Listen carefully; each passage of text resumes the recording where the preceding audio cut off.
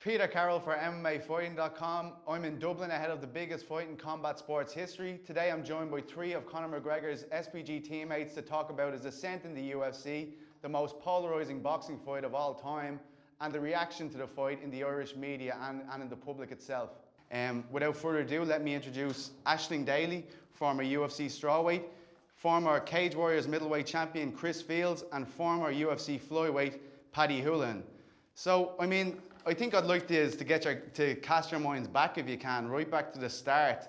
So many people know the Conor from, in the lead up to this fight and his UFC tenure. But Aisling, before all of that, can you tell me about the first time you met Conor? Obviously, there's been a well-publicised story about back then, but tell me what the guy himself was like. Yeah, so it wasn't actually the first time I'd met Conor. We're kind of from around similar areas, so we would have had some mutual friends. So it was the first time I ever sparred with Conor. He showed up on a Thursday night.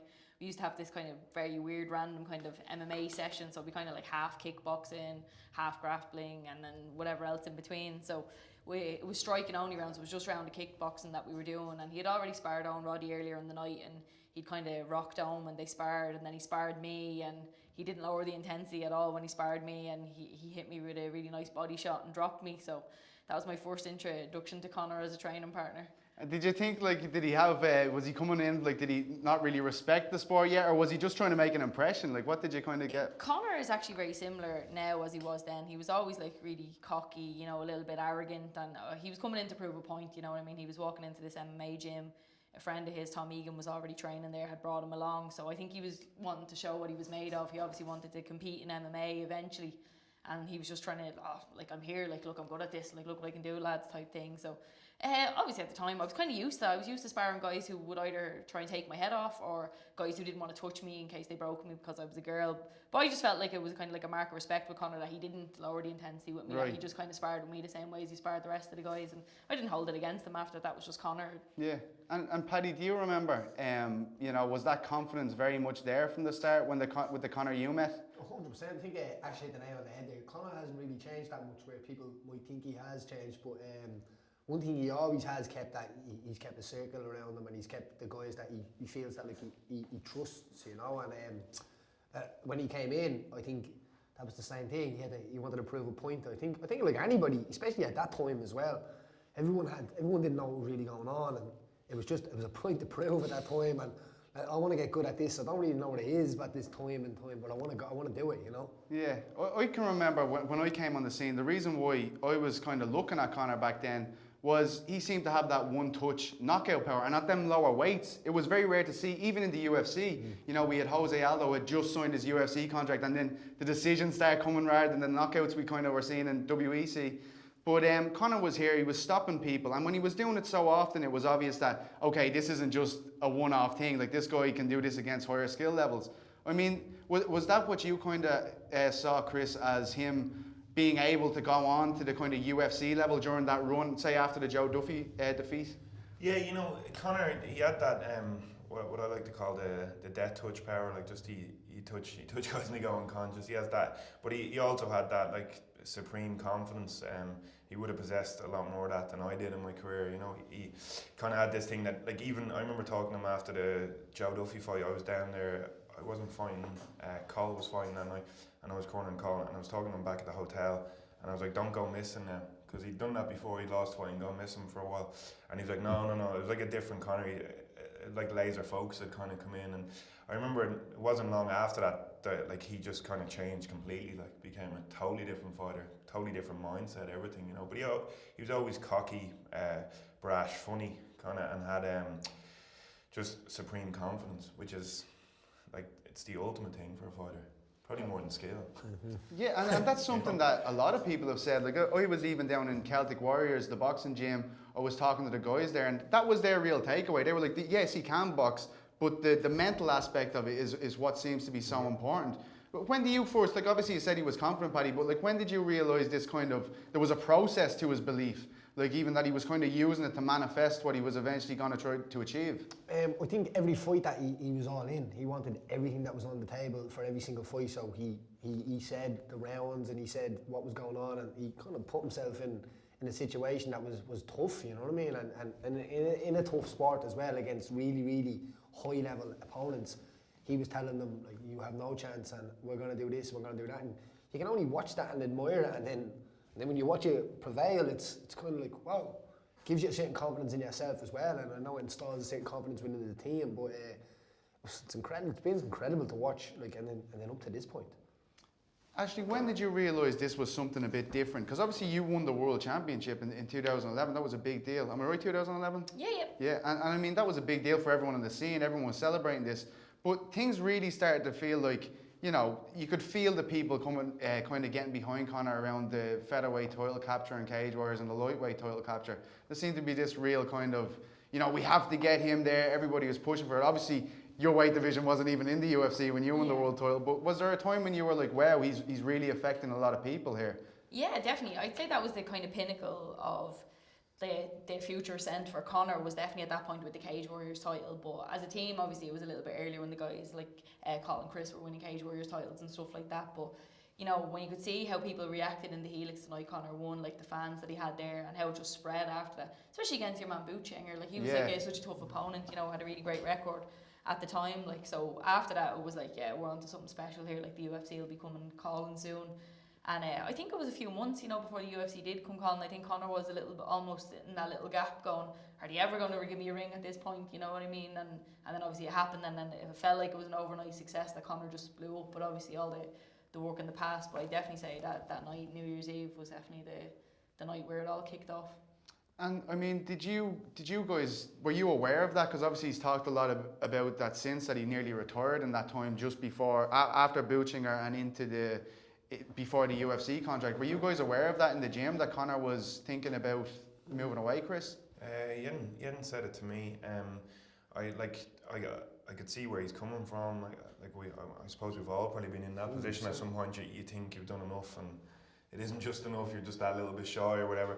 And at that time, as a European guy, especially as an Irish guy, it almost seemed insurmountable, like, to get there. You know, just really hadn't been done other than Tom. We were all pushing at the same time, creating waves. He'd never spoke to me about retiring, but I remember the conversations about the frustration of them not calling, because after that, especially the Bootschinger one, it was like you thought it was pretty much a guarantee. You know, you're hard pushed. Like, anyone in Europe at that weight that could touch him, you know, that was probably one of the, like, to me, that's still one of the best performances of his career. Absolutely. He changed it up too. It wasn't just walk out and strike the guy. I remember him shooting in. He went for some weird jumping kick and then into a takedown. Was that the first time we're seeing these wild wheel kicks, like actually using them to guide them into his hands nearly? You know? It was like something. Like obviously it clicked when he won the featherweight title, and he looked phenomenal that night, but it was different than the Dave Hill fight. He looked that looseness that you see now, you know, that kind of, I've heard this said before. I remember it was John Fitch who said it to me. He said like some guys can take like 5 fights, some guys can take 15, some guys can take 50 just to get that kind of comfort in there. I'd say I still haven't reached it, like, in my career, where I just feel at ease in there. I'm still thinking all the time, and Conor that night looked like it was just happening. It wasn't processing, it was just happening. It was just muscle memory. Comfort. Yeah. You often said to me before this UFC contract that you loved Conor against Aldo. You kind of saw that from a long way out. Like, look, he's fighting all these wrestlers. Conor can strike, and Conor has range on him. Was that the way you saw it long before the UFC? If he was pitted against the best guy in the world, he could possibly upset the apple cart. I remember actually one of my friends. When we built the upstairs in the gym, and even to touch on the time before even Conor got signed, like, that was such a great time in Irish MMA as well. Like, Chris had just won his belt, Cottle had won the Cage Contender belt, I think it was, the Cage Warrior belt, Ash had won her belt, and I got some Irish title up north, and there was a few, all the wall. It felt like momentum was really building. There was a wave. The wall was just full of belts, and every show had the belt on the wall, and it was incredible. But I remember saying to one of my friends upstairs, like, Conor and Gunny were hitting the bag, and I remember saying to one of my friends, like he's special, like, you have no idea. Like, I used to love Conor's boxing class because it was all skill. When he showed up, right? When he showed up. and if he showed up on time, you're doing really, really well. Yeah. I was there anyway, because I used to teach a class before, so I was kind of, the 20 minutes late in between it was good for me. It was a cup of tea in between that. You know what I mean? Many extended warm-ups that I take in the boxing class. I know what they is. It was even then that Conor was doing like bear crawls and stuff like that, and warm-ups and tumbles and stuff like that. Like, not that, I wouldn't say that he introduced them, but that was kind of my first time to ever kind of seeing that kind of stuff, and it was like, wow, this is new and different. Have you had, like, obviously we're here, he's going to Floyd Mayweather in a few days, and that feels still completely absurd to me. Like, it's absolutely unbelievable. Like, was there a time when you just kind of stopped kind of saying, oh, Conor can't do that? Because I know I've said it before, like, he can't top Aldo, then this whole Diaz situation emerges, then Eddie Alvarez in New York, and now obviously Floyd Mayweather. But was there a time when you kind of went, oh, this is unbelievable, and then after that it all just kind of seemed, well, that's what Conor does? Yeah, I definitely did get to a point in my head where I just went, like, just what's the point in questioning what he's doing, or oh, maybe that's not the right decision, Conor, or whatever, because he sets a goal and then he goes and he achieves it, so you can't really argue him. Like, if he said he wanted to go and, you know, climb K2 or something, you'd have to be like, all right, Conor, right, you know, guess you're doing it, you know, you just can't doubt him, whatever he decides to do with his mind, because his mind is such a powerful tool. It's phenomenal. Are you surprised, Chris? Like, I mean, is it still pretty crazy for you that this is happening? Yeah, I don't know. Like, I stopped being surprised by Conor a while ago. I've done many interviews talking about, like, this is a tough test for him, and then he just goes in and knocks someone out in a few seconds. Like, all right, well, let's just leave it there. Yeah, you know, I'm just not really surprised by anything he does anymore. He's kind of, he's a needle mover. He's a game changer, and that's what he's doing. He's like completely, like, this fight now can change the game forever. Like, change combat sports forever. I gotta ask you, Paddy, about Owen Roddy. A lot of people were kind of saying, you know, will he get Freddie Roach in? Will he go to Pascal Collins in Blanchardstown? Will he get a boxing voice in and all? Like, I kind of think that it was nearly a good idea to stick with Roddy, because Roddy has seen him do this all along the path. Like, he believes in him. I don't think if you got Freddie Roach into this camp now, I think half the camp would be spent convincing Freddie Roach, oh no, I can do this. You know, whereas Owen Roddy, he knows what Conor is capable of, and he fully believes in him. I can see that. But tell me a bit about Owen Roddy and Conor and that relationship. They're like dance partners, you know, and it's not like you're going to change a dance partner that close to like one of the biggest fights in history. This is the showdown, you know. But I think if Freddie Roach and stuff like that came in, is everybody's set in their ways, you know, like, and it's going to be hard for him to see what Conor's doing correct, and it's going to be hard for Conor to see what he wanted Freddie to do in an opinion. So I think, as you said there, it'll probably take more than time, the both of them disagreeing and agreeing and trying to agree, where him and Roddy have a flow, and I think that, like, it's magic to watch, you know what I mean? I think even watching the two of them, kind of how much they've developed pads in as well as jiu-jitsu and boxing and Muay Thai and everything, it's been like a capoeira to throw that in as well. All the stuff that's developed in their game, I've really enjoyed watching it, you know. And even as Conor was coming up, even when all of my teammates are fighting, like, I want to see it. I try to believe in, they can win no matter what, you know, and I try to see the points of how they can win, and I think it's easier to watch fighting that way, especially when your friends are fighting, or people that you're emotionally connected to, because, like, my hands do be sweating. I know when Aisling used to be fighting, I used to be. Well, it was like you were fighting yourselves, you know. Like, and it's hard, you know. Even when Chris would be fighting, you'd be like, you know, it's. You know what the person's put in. You've been around them. You've seen the work. You know what they deserve, and you know it's hard because you can't do anything for them. You're kind of just there. It's worse again if you're not, like, if you're in the corner, it's hard. But if you're not even in the corner, you're kind of just sitting in the crowd, going like this. It is. It's like a weird emotional loss of control. That's what happens. There's a special connection there with Owen and Conor, and I think you're right. Like, had he brought someone in, a more what you call prestigious boxing coach, even conventional, like, well, they would have just tried to change him for most of the camp. They would have been like, oh, don't do that like this. And I've had this with like, gone to boxing coaches, and you know, you almost have to go, look, I actually just need you to help me with my hands, because, like, the foot movement's different in MMA, and that's one of the things Conor's going to have to his advantage for this fight, is that he's not going to move like guys Floyd has probably ever sparred with, or ever, you know, unless he's bringing in MMA guys, and then who out of the MMA guys moves like Conor anyway? That's a huge thing, and with Conor, it's like there's conventional boxing and all that kind of stuff, and, you know, in fighting, it's one of the things that we've had as a philosophy on the team. There's no such thing as right or wrong. There's just effective and ineffective. And Conor does some really effective stuff that's very unorthodox, that I imagine a conventional boxing coach will come in and try and tweak and change. So he has to embrace the oddity of his striking nearly. Yes. Exactly. And a prestigious boxing coach is not going to like that. He's going to want, like, him to change and kind of suit whatever style he breeds in his club. You know, and he's going to find it. Probably after 2 months, the relationship will break down, and then where are you? You know. So Conor's not going to take someone telling them what to do for 2 months. You know what I mean? Like, Yeah. When you look at like the reaction to this media workout, Aisling, like it's been very polarizing. Like I mean, it's something that Owen said to me when I interviewed him about this fight. He kind of said everyone picked their side when this fight was announced. Nobody really wants to waver from it. You've got the MMA guys on Conor's side, and you've got the boxing side on with Floyd Mayweather, because the MMA audience seem to take it as an insult that boxing don't think Conor brings a challenge to the table at all. But boxing take it as an insult for us to say maybe Conor does have something that he can offer here. So it's very polarising. But did you see some of this reaction to the media workout, and some people, obviously David Hay making videos and stuff like that? Is that to be expected at this stage? Yeah, I think it's just kind of natural competition, you know what I mean? If you pick your favourite, you know, you kind of defend them till the end, or you pick your guy. Like boxing, obviously you're going to stand by their guy no matter what he's doing, or if they look at the facts on paper or whatever. But it adds to the excitement, you know what I mean? The likes of people making videos or whatever, like saying, oh, Conor's not able to do it, or Mayweather's going to do this. Like, it adds to excitement, it builds, like, you know what I mean? It's needed. That stuff happens in MMA as well. Like, any of Conor's MMA fights has obviously been all different kind of sides to the story, you know, when he fought the Diaz brothers, you know, tons of sound bites for, you know, slagging off Conor or whatever. It adds to the excitement. You need that, like, so it's good for everybody, good for the fans, good for the guys fighting, you know what I mean? They're going to get more pay-per-views out of that. It's needed.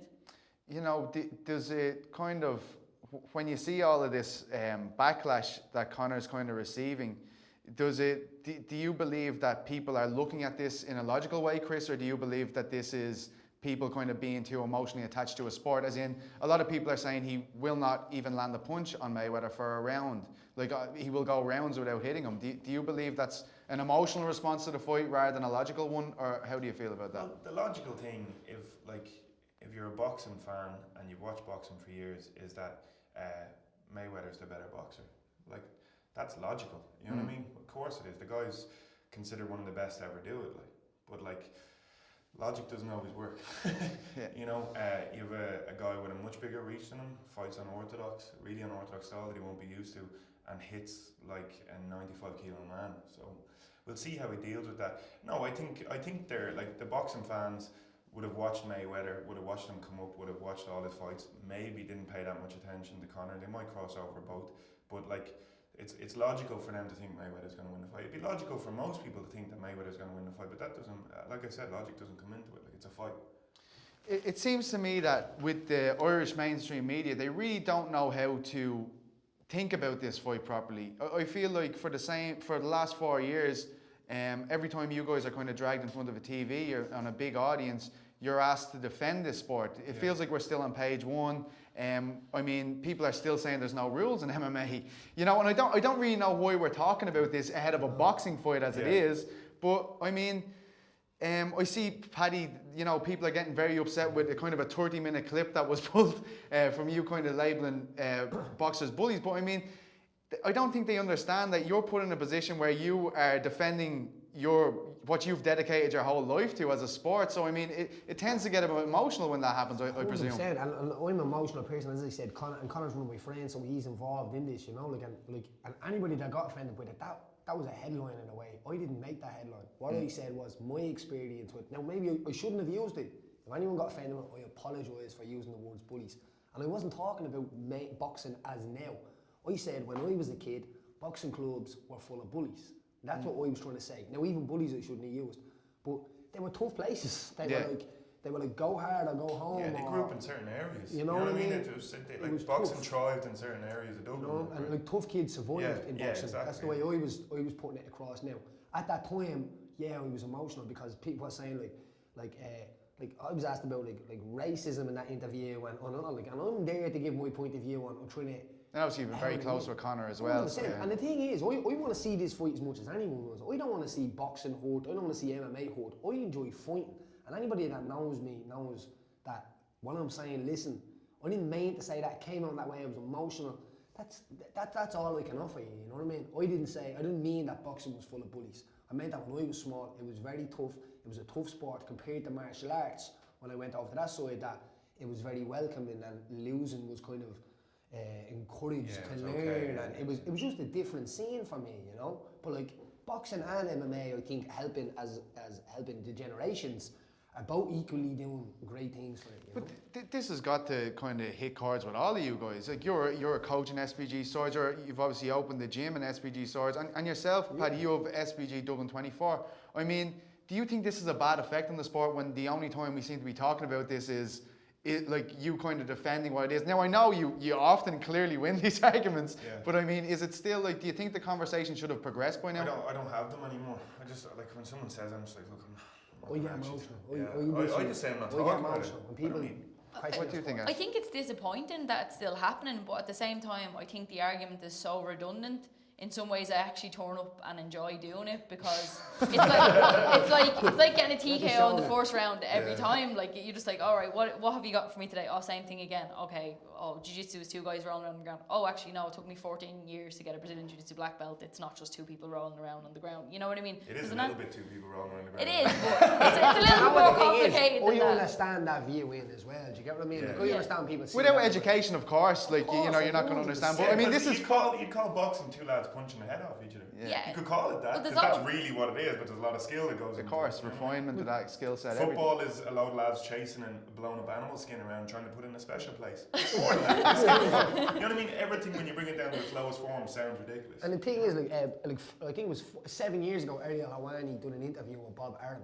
Right? Yeah. And literally, we are at the same point. Oh, yeah, 25 years ago, Paddy. Like, you know what I mean? John McCain, back then, it's kind of nearly like the old hate talk about MMA back. This is human cockfighting. Yeah. There are no rules. How are we still talking about there are no rules? Yeah. Well, no, it's crazy. Like, people say like, the sport is barbaric and it's still like that. But the thing is that like we don't get offended as much as I think we used to because we're used to it. Yeah. But if you stand up and say something about boxing in a way of like that, it's like you don't know what you're talking about. Yeah. Shut up. Yeah. You know what I mean? And that's not fair, I don't think, because people comment on MMA all the time, and you just have to accept it because people have their opinions. You know, and it's interesting that this is actually a boxing fight, but why are we even talking about the rules of MMA? Yeah, you know what I mean? You do realise they're not competing under the rules of MMA, so we don't even need to talk about that. What is Conor's X factor going into this, Paddy? When you think about, obviously we know he has the skill set. Like, do you place his mental belief as a bigger thing than his actual skill set going in here, or what do you think? Well, I think boxing for MMA is like, as I said, like I've said this as well. If boxers come over to my club, you're trying to teach them how to move as an MMA fighter, not a boxer. Yeah. And that's because it's different. All sports. All sports are different. Like if you're a Thai boxer and you come over, if you do kickboxing, karate, all of this stuff, even wrestling, like conventional American wrestling, has to be changed for MMA. You have to wrestle on the wall, you have to learn jiu-jitsu, how it works together and stuff like that. So the idea of it being, where were we again? I got lost again. The different stances, we're talking about the different footwork. The idea of the shots are going to be a lot different. The footwork is going to be different. You know, I think it's going to be it's a different fighter in there, and the idea of there is a factor where Floyd is probably going to fear his opponent when he's never really feared his opponent. And I'm a fan of Floyd's work as well. I'm a fan of boxing as well. You know, like and I appreciate. I'm dying to see how he handles Conor in that way. You know, and how Conor. But I can't see that Conor doesn't overcome that. You know, Floyd is famous for making the pace of a fight slow right down to the point where he can spring and kind of catch people unawares. A lot of boxers have said they've gone into fight with great intentions of putting this insane pace on him, and then he just somehow hypnotizes you into this state where you can't really throw. Do you think Conor's aggression, as we've seen it, he kind of demands as fighter comes onto him, he's kind of turned into more of a counter striker as he's progressed here? Like, do you see him being able to force the exchanges with Floyd? I actually think people think it's going to be a crazy first few rounds. I think it's going to be a very slow. Really? I think Conor's going to stand off and make him come at him. He's going to well, you have to prove it. Like, what has Conor got to prove here? Yeah. Conor has nothing to prove here. Conor has nothing to prove. Like, let's have it real. If you know Conor is the one going out of his rule set to fight someone in their rule set, I can guarantee you Floyd Mayweather is not going to do the same. You know what I mean? So Conor's going out of his what you'd call his comfort zone. We all know his his whole MMA game is great, but his striking is probably his best aspect. He's going over to another form, another style of fighting, and he's going to fight the best guy in that. So it's all on Floyd's plate. He has to do something spectacular. He cannot go in there and win a close decision or anything. He has to do something. For me, Floyd has to do something spectacular. Does that power translate, Aisling? You know, we've all talked about this left hand, and a lot of people believe that, you know, we've even heard people go on the record, like Paulie Malignaggi, about the sparring session saying he's not as heavy-handed as we'd expect. Do you believe if you have that left hand, the power we've seen in MMA, it translates to boxing? Of course it does. Like I've seen Conor knock out guys in the gym wearing 16-ounce boxing gloves. You know what I mean? Of course it translates. Like it's kind of just if you would doubt that, it doesn't translate. It doesn't make sense. You know what I mean? He knocks guys out with the 4-ounce gloves. He knocks out guys with 16-ounce gloves. What have they agreed on? Is it 8s or 10s? 8s now, yeah. 8s. It's a little bit of foam with the same power. Yeah. It's not real different. I stuck a pair of 8s on the other day actually in the gym. They're quite small, aren't they? Yeah, they're tiny.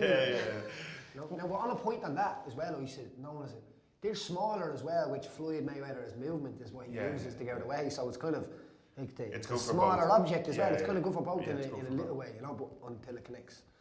Do you believe Conor will go on and fight in boxing after this? Like, we can see the Paulie Malignaggi line there. Actually, on that point, because you guys were like you came up with Conor, you guys are very, everybody kind of says that group of SBG fighters, you're like family with each other, Like, is it interesting to see this footage emerging, or do you feel it was warranted because of Paulie doing these interviews? I mean, how do you guys feel about that?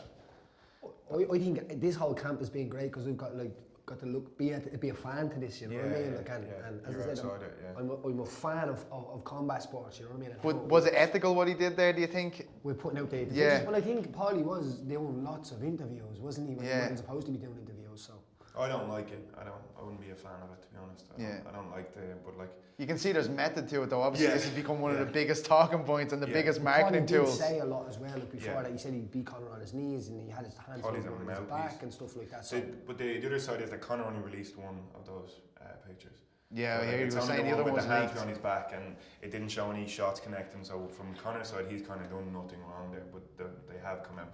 Realistically, the other guys in the camp shouldn't have put the picture there. And if they were going to put them, they should have come through Conor first, in my opinion. It feels like even if Conor looks decent here, I know you guys are confident that he can get the victory, but I mean, even if he looks decent and he's able to carry 12 rounds against Floyd Mayweather, there's a whole new option kind of opened out to him here.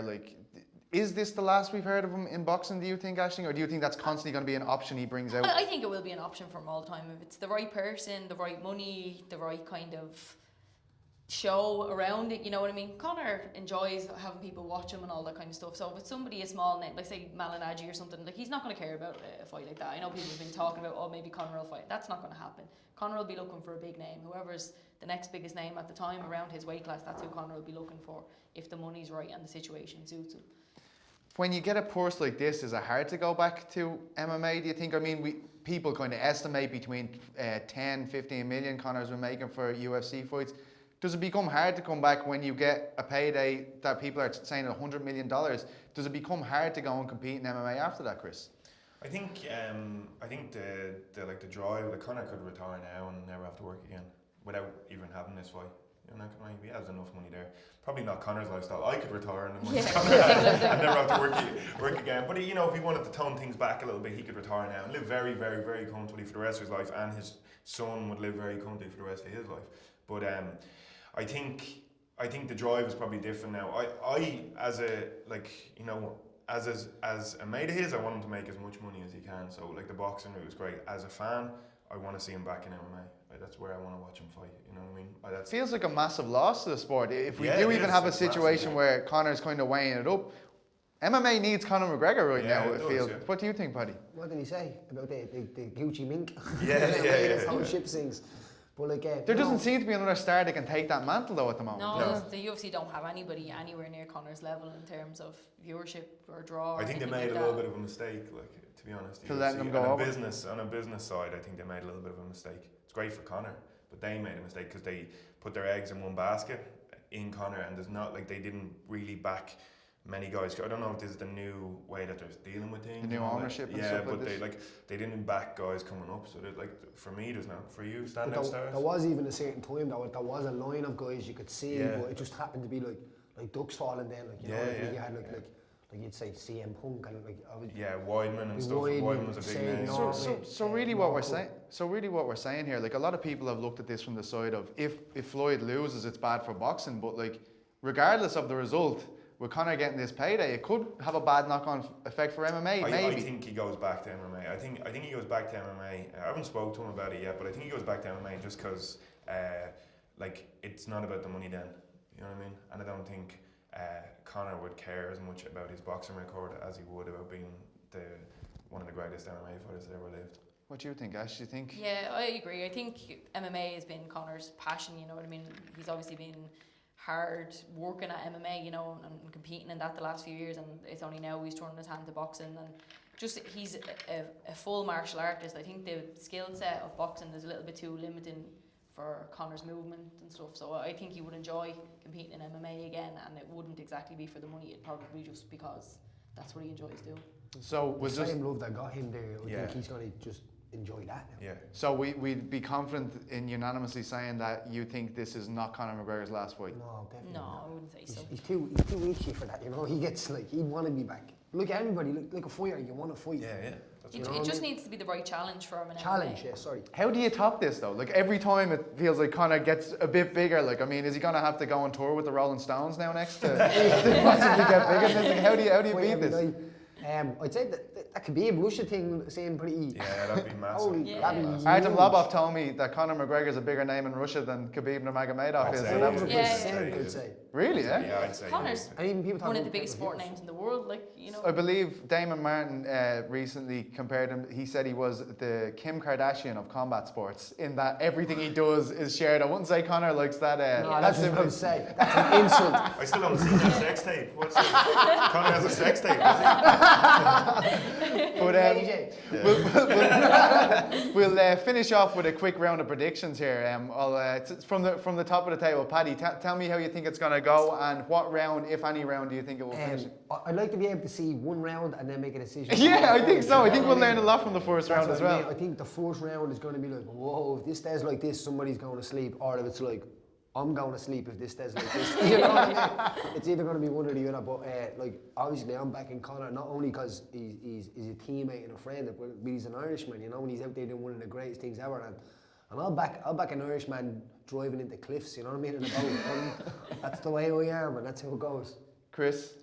Yeah, I think it goes Conor in the first 6 or Mayweather by decision, in my opinion.